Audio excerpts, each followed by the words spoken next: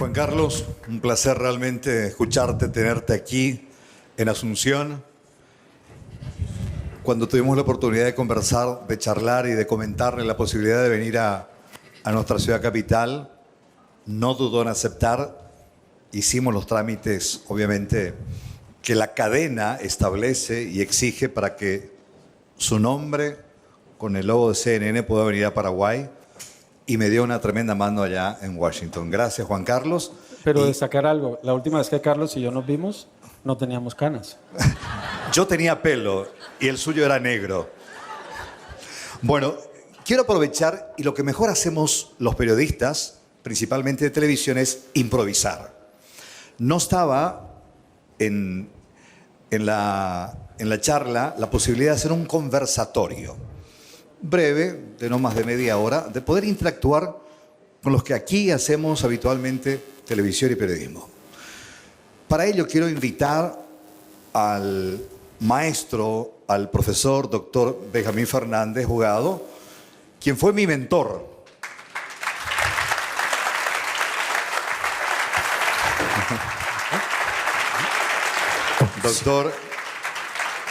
El doctor Frankenstein, acá está el resultado. Agradecer, por supuesto, su presencia. Reitero, esto está improvisado, pero no queremos desaprovechar la oportunidad de tenerlo a Juan Carlos y también a ustedes y al profesor doctor Benjamín Fernández Bogado. No sé si querés tomar asiento, Juan Carlos, por favor. Y quiero invitar a otros colegas referentes de medios al azar. Espero que no me digan que no. Mercedes Almada, por favor, referente de los noticieros, tanto de C9N como de 24 horas.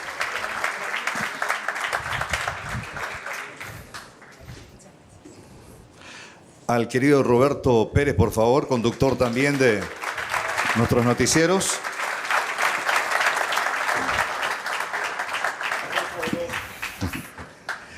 Quiero invitar, no sabe, pero lo voy a invitar a que suba, Omar, colega de hace muchos años, de la televisión también, en distintos medios.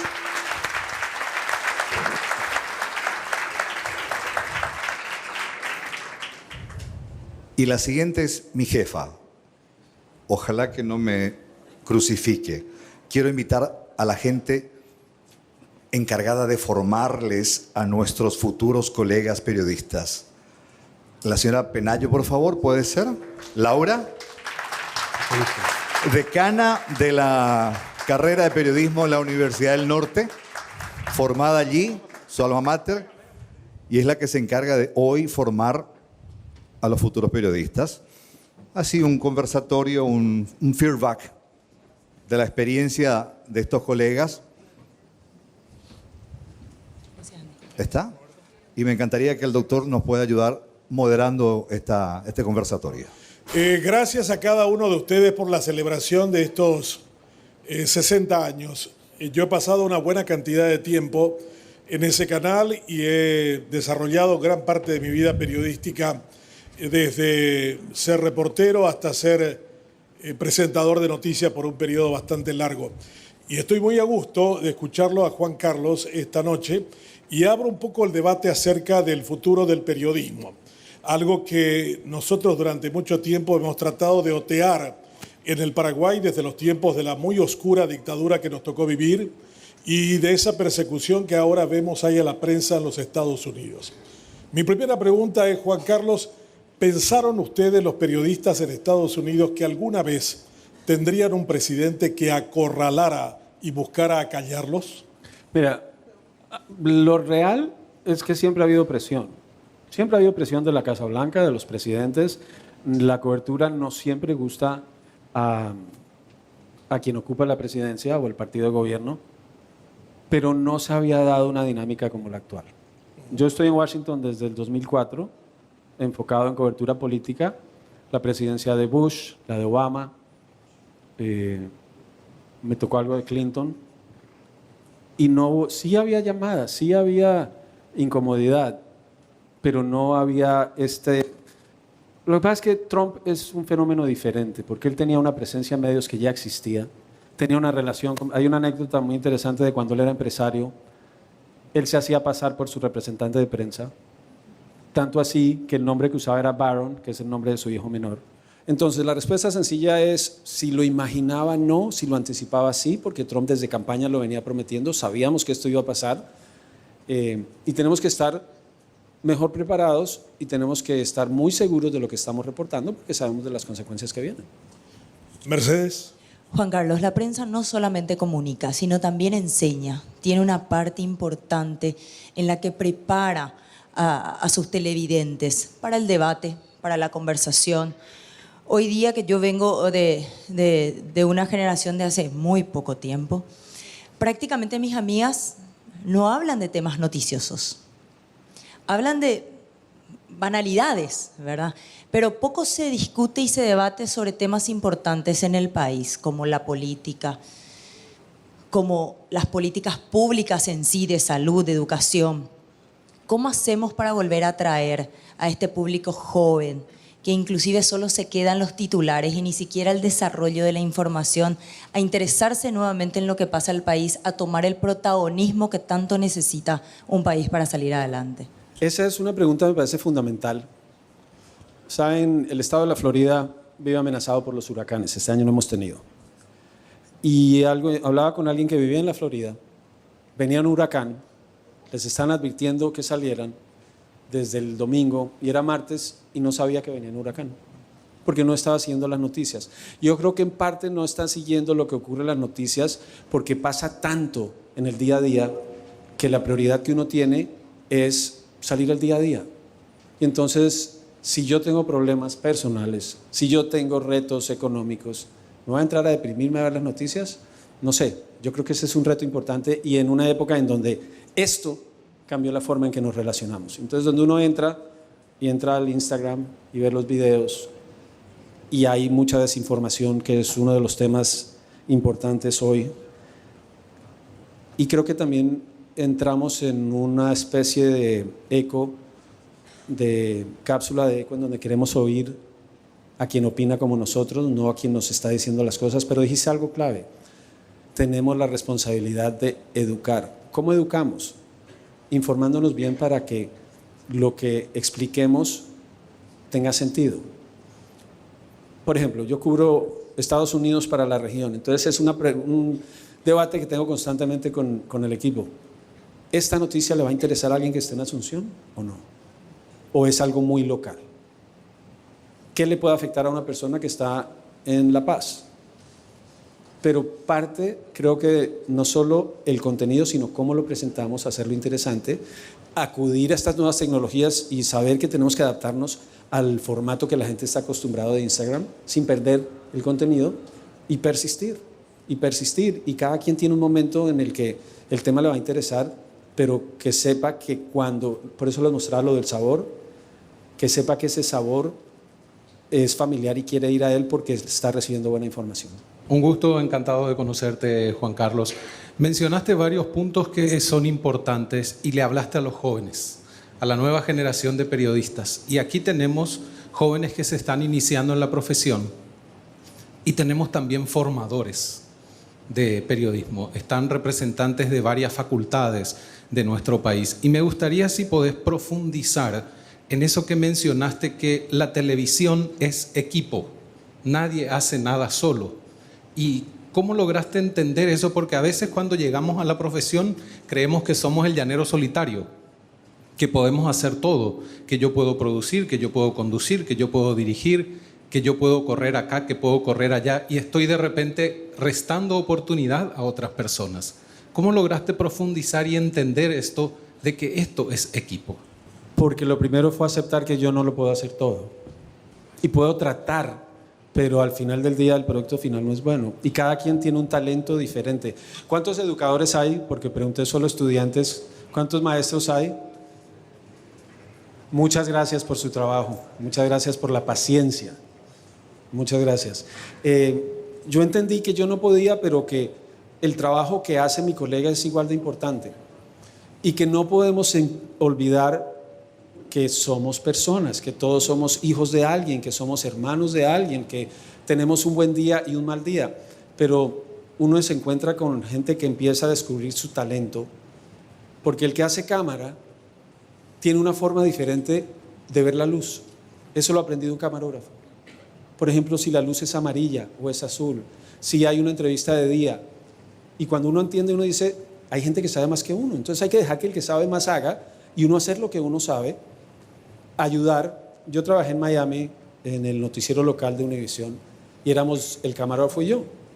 Andábamos en un camión que tenía una antena de microondas y teníamos que hacer 2 noticieros, a las 6 de la tarde y a las 11 de la noche. Si yo me sentaba a esperar que el camarógrafo hiciera todo, íbamos a llegar a la casa a la 1 de la mañana. Entonces yo aprendí a subir la señal, aprendí a tirar los cables, a ayudarle a cargar el trípode, porque si no trabajamos juntos el producto final no es bueno. Y yo creo que es parte de no olvidar nuestra humanidad y dejar el ego de lado, que es muy difícil en una profesión como la nuestra, en donde el ego es importante, pero es eso, es trabajo en equipo. Yo creo que eso aplica para todo en la vida. Uno es reconocer que el equipo hace que sea más fuerte, y si lo llevamos al fútbol, puedes tener las estrellas más grandes del mundo y si no hay equipo no hay nada. Roberto. ¿Se pueden poner de pie, por favor, los estudiantes de entre 20 a 25 años? Por favor, ¿sí? Un aplauso para ustedes. Ustedes pueden sentarse, muchas gracias. ¿Ustedes ven susto en el rostro de estos? No, al contrario. Están como desafiantes, están como diciendo, esta es nuestra era. Somos los nativos digitales. Y hace 30 años el doctor Benjamín Fernández Bogado, cuando era gerente de prensa y deportes de Canal 9, nos decía, ¿cómo le va Pérez? ¿Cómo anda? La noticia está en la calle. Mátele a alguien, pero traiga. Entonces, en esencia,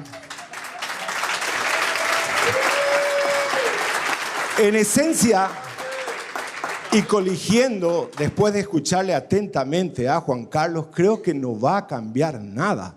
La pelota siempre, de aquí a 50 años, seguirá siendo redonda, pero va a defender de quien la chute.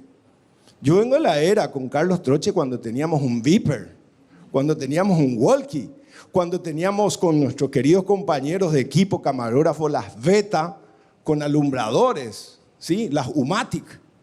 Y nos asustábamos, pero estábamos así, pero absolutamente en la calle, con solvencia salíamos, y supongo que esa misma disyuntiva sí caracterizó a los colegas de los 60, de los 70, cuando de la imprenta tenían que pasar a la máquina de escribir, de la máquina de escribir a la computadora, de la computadora ahora a las plataformas digitales y ahora con la inteligencia artificial.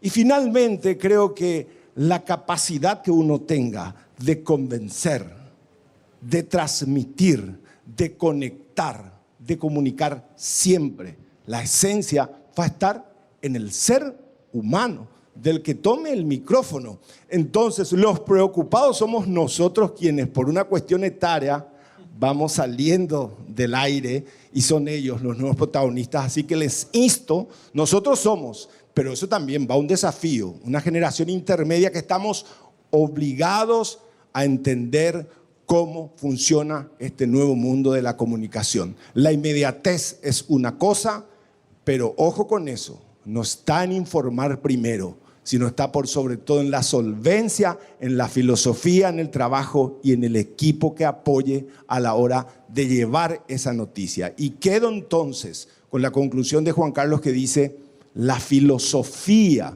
que caracteriza precisamente al team laboral, porque hay una marca impresa. Cuando uno dice, buenas noches, ¿cómo están? Un gusto, bienvenidos a un informativo.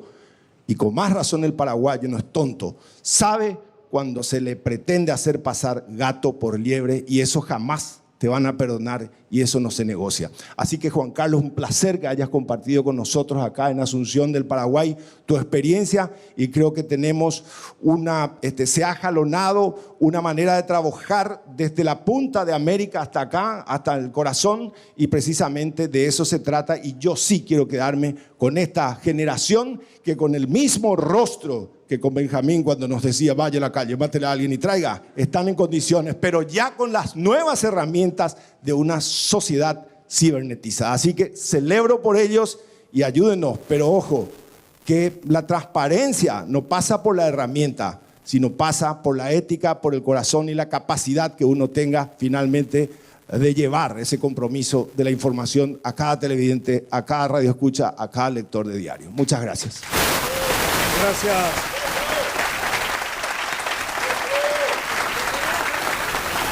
Bueno, el alumno salió un poco exagerado, ¿eh? Sé que es como el titular de Extra, que tuvo que haber dicho eso para atrapar la atención de ustedes. ¿Cuál es el espacio de la ética en el periodismo, Juan Carlos? Es fundamental. El periodismo sin ética no es periodismo, son relaciones públicas. Y eso que las relaciones públicas tienen su ética. Pero me encanta el mensaje que estabas mandando sobre esa gana que tienen ustedes por llevarse el mundo por delante, porque nosotros la tuvimos en nuestro momento. Y por eso yo decía que yo me siento tranquilo de ceder la posta porque ustedes lo van a hacer muy bien. Pero para eso tienen que tener la vocación de saber que la ética es fundamental, que van a tener que tomar decisiones difíciles, que va a haber presiones y que ustedes van a tener en un momento que tomar la decisión que no necesariamente sea la que espera quien está ejerciendo la presión, pero si ustedes no están dispuestos a defender esa ética, el periodismo, para la persona que no está dispuesta a vivirla, el periodismo no es para él. Profesora. Sí, Juan Carlos, un gusto, feliz. Vengo del área de la academia, así que contenta de compartir hoy con nuestros estudiantes. Y yo trabajo mucho, sobre todo desde la comunicación digital, y estoy contenta porque muchos de los temas que hoy abordaste tratamos en clase, así que mañana voy a tener un poco más de credibilidad seguramente con mis alumnos. A mí me gustaría conocer un poco la experiencia periodística en sí desde CNN, porque a veces, como decías, hoy consumen solamente contenidos y noticiosos desde este aparato. Y nosotros muchas veces trabajamos en observatorios de medios para ver qué se está haciendo, pero es difícil porque no tienen ese contacto, y yo siempre les digo, por lo menos como turismo periodístico, visiten los medios periodísticos. ¿Y cómo trabajan hoy desde CNN para hacer llegar esos temas, y sobre todo desde el área política, esos temas áridos, duros, que hoy la juventud de por ahí les es un poco lejana, o les es un poco lejanos esos temas? ¿Cómo trabajan desde el área periodística para que les llegue esos temas? Nosotros hemos sufrido una transformación importante porque es innegable que el mundo cambió, que las tecnologías cambiaron y que tenemos que buscar ese público. Entonces, la estrategia ha estado cambiando y siguen evoluciones. ¿Cómo se llega a ese mercado? Yo creo que muchas veces, y uno con el tiempo se da cuenta que termina diciendo las cosas que decían los papás y que uno decía yo no voy a ser como ellos, y a veces termina subestimando a los jóvenes y asumiendo que no les importan las cosas fundamentales, y yo creo que sí, pero ellos tienen una mirada distinta. Ahora estamos en una nueva fase donde llega una persona nueva, Inés Capdevila, viene del diario La Nación. Ella va a manejar la parte digital de texto y esta estrategia que estamos diseñando, pero es todavía un camino que estamos siguiendo de buscar eso, porque no hay quien tenga la respuesta. Por eso decía, este jefe de CNN decía, y el término decía, si yo pudiera volver en el tiempo y buscar al que dijo que la internet, todo el contenido era gratis, iba y le pegaba un tiro. Porque eso cambió la dinámica, porque ¿cómo hago yo para convencer a alguien de que pague por contenido si el contenido está gratis? CNN está en este nuevo esfuerzo por atraer, porque eso es lo que está buscando ahora, y depende de la economía y depende del capital disponible. Yo no sé si en Colombia o en Paraguay yo voy a convencer a la gente de que pague suscripciones por tener a un medio. En Estados Unidos está funcionando, entonces la gente paga Netflix, paga Disney, paga Amazon Prime. Ahora hay mucha opción. Los periódicos, el New York Times, el Washington Post, y empiezan a ofrecer descuentos para atraparte y a multiplicar sus números para decir tengo más de lo que tengo porque con eso es lo que vendo.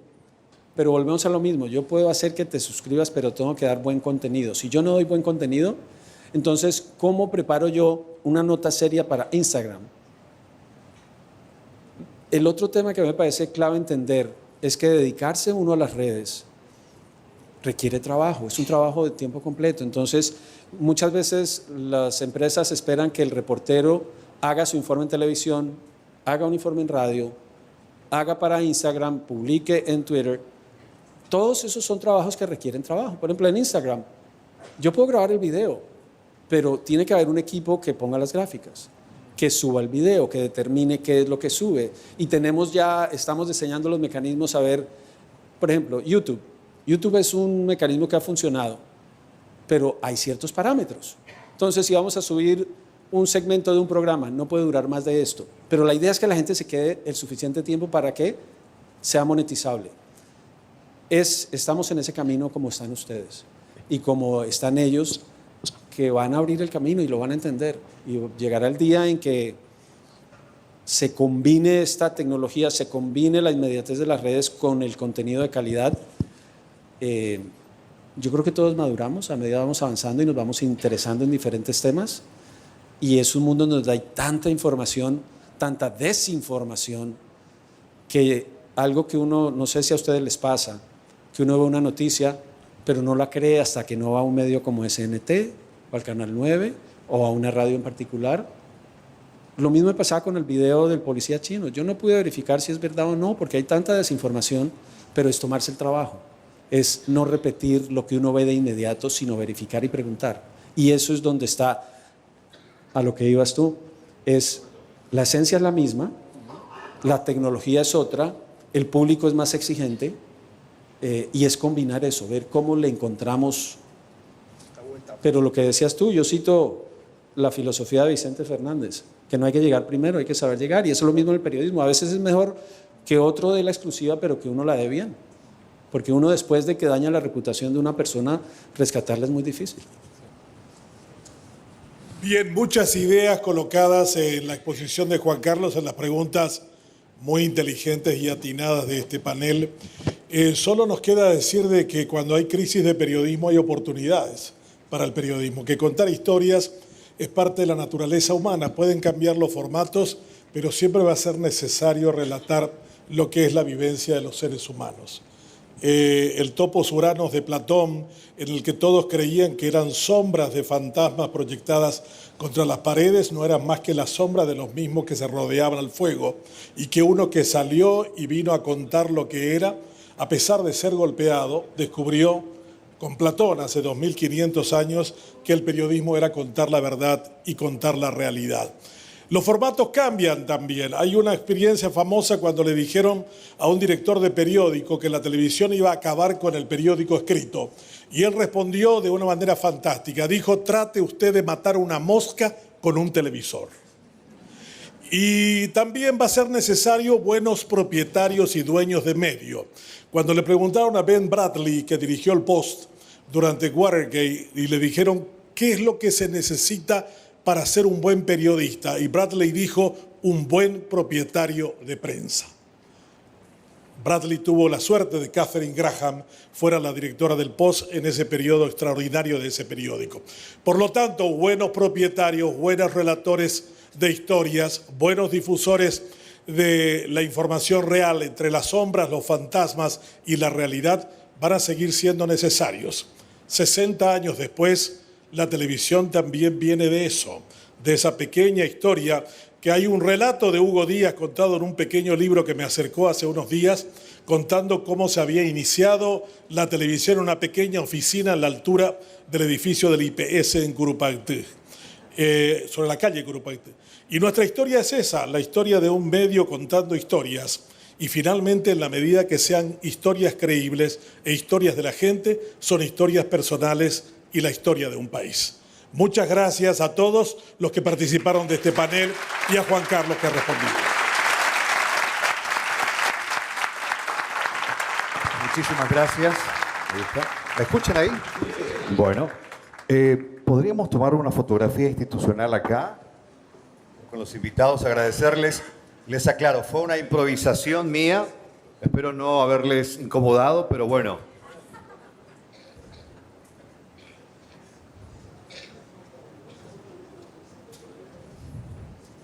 Muchísimas gracias realmente por esta tremenda experiencia de compartir la tuya con la nuestra. Porque finalmente, independientemente a que hagas televisión en Washington, nosotros en Asunción, la esencia es la misma.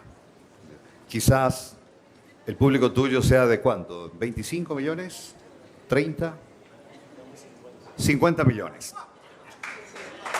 50 millones de televidentes. La mía, todas las noches con Mercedes, ¿es de cuánto? 3 millones.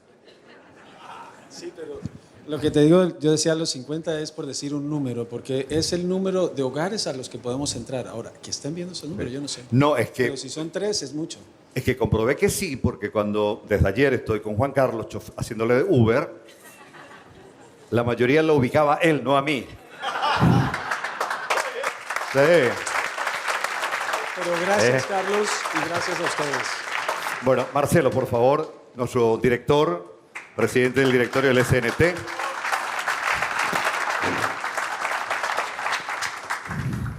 Bueno, en primer lugar, gracias al creador por tenernos acá, por tener la posibilidad de poder cumplir 60 años como televisión. La verdad que la industria está celebrando estos 60 años. No es solamente el Canal 9, sino es toda la televisión que vino para quedarse y que, como dice Juan Carlos, va para 60 años más. Muchas gracias, Juan Carlos, por venirte a Paraguay. Yo sé que Paraguay es un país chiquito, pero como te diste cuenta, te ven muchos paraguayos. Así que gracias por visitarnos. Esperemos que sean más visitas y que, bueno, que disfrute toda esta día acá en Paraguay. Agradecerle a los dueños de casa, que son nuestros casi hermanos, porque cumplimos exactamente casi la misma fecha. Ellos cumplen 52 años, nos tienen en este hermoso edificio, en esta hermosa cooperativa, la más grande que tiene el Paraguay, así que muchas gracias por tenernos acá. Y por supuesto, gracias por la paciencia, gracias por escucharnos, gracias a todos los que vinieron, a los estudiantes, profesores, colegas, invitados de honor, señor embajador de Colombia, bueno, y a todos nuestros compañeros de trabajo. Muchas gracias y bueno, que viva la televisión. Muchas gracias.